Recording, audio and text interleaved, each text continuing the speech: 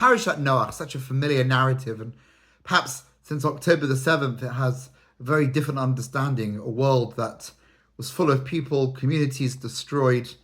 We can really analyze this week's Seder in view of the past year and come to some really sombering, difficult messages. Perhaps it helps us explain why Noach fell apart after the flood. But I want to take us back to the beginning rather than focusing on the tragic end of Noach's personality and character. Kinim Taset Hateva. We all learn him when we're young. We come home from kindergarten, we've drawn pictures, we've got this rectangle boat shape, and we've divided it into three sections: the bottom section for the rubbish, the middle section for the animals, the top floor, the penthouse suite for the human beings. Kinim Taset Hateva. Make compartments.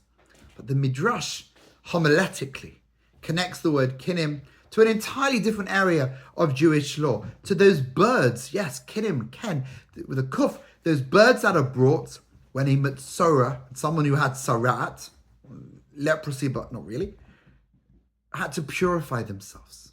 What on earth is the connection between Mr. Noach and the leper that came to purify themselves? So profound. The person who spoke Lashon Hara was too much involved in everybody's business. Getting involved, machreing, sharing, no boundaries, no borders. Everyone's life was open to discussion. Awful. Noach, on the other hand, what a mistake he made. We know from Rashi, Hashem tells him, build a teva, and it's going to take such a long time. And in those years, he was supposed to engage with society, but he failed to do that. He didn't engage. He was silent. So you have a spectrum. The person with sarat speaks too much. Noach doesn't speak at all.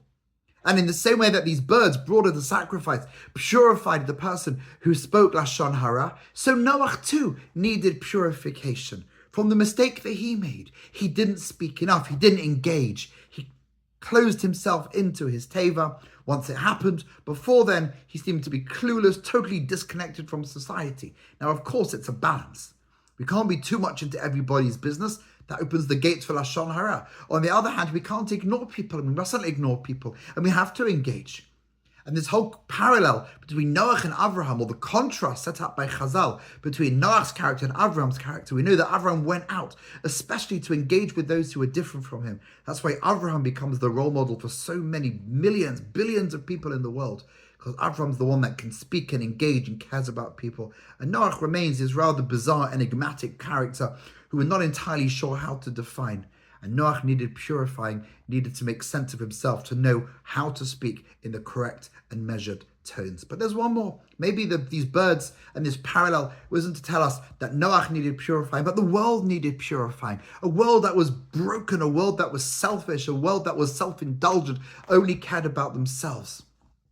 And what is this kinim?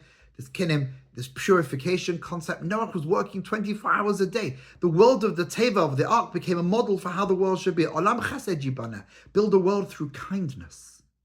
He was working, feeding the animals by night, the animals by day. He didn't stop. In contrast to the world that was destroyed, that there was no kindness, in the teva, this purification gave way to a world that was full of kindness. And then when Noach comes out, he has to rebuild the world, Adam number 2, on foundations of chesed, in order to be able to plant the foundation of a world that is able to sustain itself. So let's talk to those who are outside of us. Let's work with chesed and purify ourselves from the Mei Noach, the waters of Noach. Have a fantastic Shabbat. Shabbat Shalom.